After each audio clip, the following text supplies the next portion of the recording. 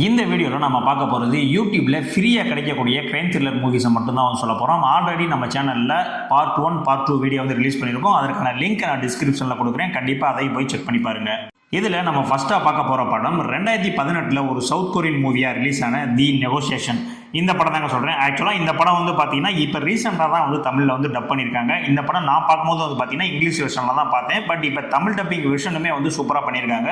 இந்த படத்தினுடைய ஒன்லைன ஸ்டோரி என்ன அப்படின்னு பார்த்தீங்கன்னா, படத்தினுடைய நாயகி, அதாவது நம்ம கதாநாயகி வந்து பார்த்தீங்கன்னா இந்த நெகோசியேஷன்லாம் வந்து பண்ணுவாங்க. அதாவது யாரையாவது வந்து பிணை கைதியாக பிடிச்சி வச்சுக்கிட்டு ஏதாவது டிமாண்டு கேட்டாங்க அப்படின்னா அவங்க கிட்ட பேசி ஒரு சுமூகமான முடிவில் எப்படி கொண்டு வரலாம் அப்படின்றதான் வந்து இவங்களுடைய வேலை.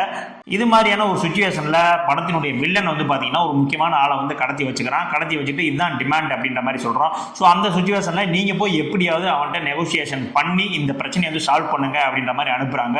ஸோ நம்ம கதாநாயகியும் போய் நெகோசியேஷன் பண்ணுறாங்க. அதுக்கப்புறம் படத்தில் என்னெல்லாம் நடந்துச்சு, அவன் யாரை கடத்தி வச்சிருந்தான் அப்படின்றதான் வந்து இந்த படத்தினுடைய ஒன்லைன ஸ்டோரி.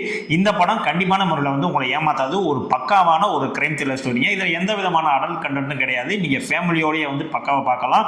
இந்த படத்தில் நடிச்சிருந்த ஹீரோ அண்டு வில்லன், கதாநாயகி அண்டு வில்லனுடைய ஆக்டிங் வந்து பார்த்தீங்கன்னா ரொம்பவுமே வந்து அருமையாக இருந்துச்சு. இந்த படம் வந்து பார்த்தீங்கன்னா IMDbல 6.7 ரேட்டிங் வந்து வாங்கியிருக்கு. ஸோ மறக்காமல் இந்த படத்தை வந்து செக் அவுட் பண்ணி பாருங்க. அடுத்த நம்ம ரெண்டாவதாக பார்க்க போகிற படம் 2023 கன்னடத்தில் ரிலீஸ் ஆன படம் தான் தட்சாமா தத்வாமா அப்படின்ற படம். இந்த படம் ஒரு சஸ்பென்ஸ் த்ரில்லர் மூவி. இந்த படத்தினுடைய ஒன்லைன ஸ்டோரி என்ன அப்படின்னு பார்த்தீங்கன்னா, படத்தினுடைய நாயகி வந்து ஹீரோவான நம்மளுடைய போலீஸ்கிட்ட போய் சொல்கிறாரு, இந்த மாதிரி என்னுடைய வீட்டுக்காரரை வந்து காணா, இவங்களை நீ தான் வந்து கண்டுபிடிச்சி கொடுக்கணும் அப்படின்ற மாதிரியான ஒரு கம்ப்ளைண்ட்டை வந்து கதாநாயகி வந்து வைக்கிறாங்க. ஸோ இதை வந்து கேஸை வந்து எடுத்துக்கிட்ட நம்மளுடைய ஹீரோ வந்து என்ன நடந்துச்சு அப்படின்ற மாதிரியான விசாரிக்க போகிறாரு. ஒரு சுச்சுவேஷன்லாம் தெரியுது, அவருடைய ஹஸ்பண்ட் அவர்களுடைய பாடி அவங்க வீட்லயே தான் வந்து கிடந்திருக்கு. ஸோ இதுக்கப்புறம் தான் படம் சூடு பிடிக்க ஆரம்பிக்குது. ஸோ இந்த கொலையை யார் பண்ணாங்க, எதுக்கு அந்த பாடி வந்து இவங்க வீட்டில் இருக்குது, இவங்க ஒய்ஃப் தான் ஒருவேளை பண்ணிட்டு வந்து கம்ப்ளைண்ட் பண்ணாங்களா அப்படின்ற மாதிரியான இன்வெஸ்டிகேஷன்லாம் வந்து நிறையா போயிட்டு இருக்கு. இதுதான் வந்து இந்த படத்தினுடைய ஒன்லைன ஸ்டோரிங்க. இந்த படம் வந்து பார்த்தீங்கன்னா சஸ்பென்ஸ் த்ரில்லர் ஃபேன்ஸ் யாரெல்லாம் இருக்கீங்களோ அவங்களுக்குலாம் கண்டிப்பாக அந்த படம் வந்து பிடிக்கும். இந்த படத்தில் எந்த விதமான அடல்ட் கண்டென்ட்டும் கிடையாது. இந்த படத்தை எல்லாருமே வந்து ஃபேமிலியோட பார்க்கலாம். இதுக்கு IMDb ரேட்டிங் வந்து பார்த்தீங்கன்னா 10க்கு வந்து 7.4 வந்து கொடுத்துருப்பாங்க. இந்த படத்தினுடைய ஸ்க்ரீன் பிளே வந்து பார்த்தீங்கன்னா கொஞ்சம் நான் லீனியராக வந்து கட் பண்ணியிருப்பாங்க. ஸோ கண்டிப்பாக இந்த படம் எந்த விதத்திலையும் ஏமாத்தாத ஒரு தரமான படம் யூடியூப்ல இருக்கு. கண்டிப்பா வந்து இந்த படத்தை வந்து செக் அவுட் பண்ணி பாருங்க.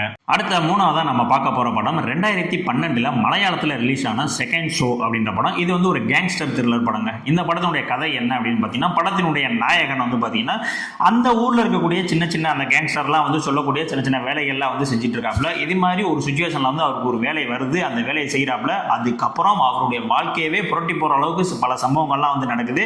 அதுதான் வந்து பார்த்தீங்கன்னா இந்த படத்தினுடைய ஒன்லைன ஸ்டோரி. படத்துல வந்து பாத்தீங்கன்னா நடிச்சிருந்த எல்லா ஆக்டர், நடிகை எல்லாருடைய பெர்ஃபார்மன்ஸும் வந்து பாத்தீங்கன்னா சூப்பரா வந்து இருக்கும். இந்த படம் IMDbல 10க்கு 7.1 ரேட்டிங் வந்து வாங்கியிருக்குங்க. ஆனா இந்த படம் ஆகாவும் படம் நீங்க கண்டிப்பா பார்க்கணும் அப்படின்னு நான் சொல்ல மாட்டேன்.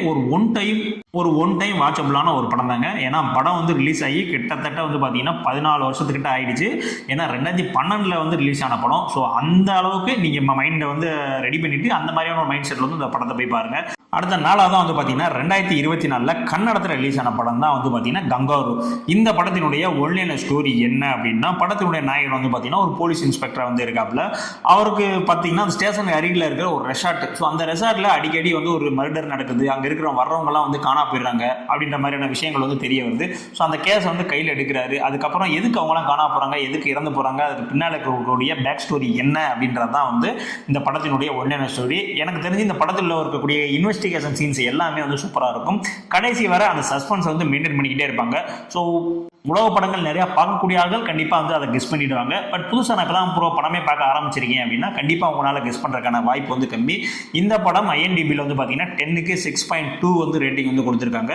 பட் இந்த படத்தினுடைய கிளைமேக்ஸ் எனக்கு அவ்வளோவா வந்து பிடிக்கல. பட் நீங்கள் பாருங்க, உங்களுக்கு வந்து ஒர்க் அவுட் ஆகுதா இல்லையா அப்படின்னு சொல்லிட்டு. ஆனால் இந்த படம் வந்து தமிழ் டப்பிங்ல கிடையாது, பட் சப்டைட்டிலோட இருக்கு.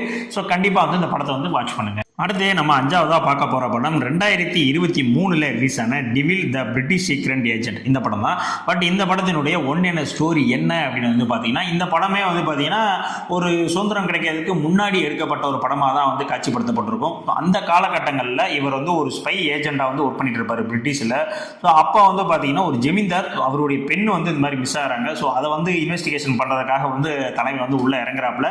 அதுக்கப்புறம் என்ன நடந்துச்சு அப்படின்றது தான் வந்து இந்த படத்தினுடைய ஒன்லைன ஸ்டோரி. படத்தினுடைய மேக்கிங் வந்து எனக்கு ரொம்பவுமே வந்து பிடிச்சிருந்துச்சுங்க. எல்லாமே வந்து பார்த்தீங்கன்னா அந்த சுதந்திரத்துக்கு முன்னாடி இருக்கக்கூடிய காலகட்டத்தில் எப்படிலாம் அந்த அட்மாஸ்பியர் இருக்கும் அதை வந்து லைவாகவே வந்து கொண்டு வந்திருந்தாங்க. இதோடைய கிளைமேக்ஸ் சீனுமே வந்து சூப்பராக இருந்துச்சு. படத்தில் இருக்கக்கூடிய ட்விஸ்ட் எல்லாமே வந்து ரொம்பவுமே வந்து அட்ராக்டிவாக இருந்துச்சு. இந்த படத்துக்கு IMDb வந்து பார்த்தீங்கன்னா 6.5 ரேட்டிங் வந்து கொடுத்துருக்காங்க. இந்த படம் தமிழ் டப்ல யூடியூப்லேயே இருக்கு. ஸோ மிஸ் பண்ணாதீங்க. ஸோ இப்போ நான் சொன்ன இந்த 5 படங்களில் உங்களுடைய ஃபேவரட்டான படம் எது அப்படின்றத கண்டிப்பாக வந்து கமெண்ட்ஸில் வந்து சொல்லுங்க.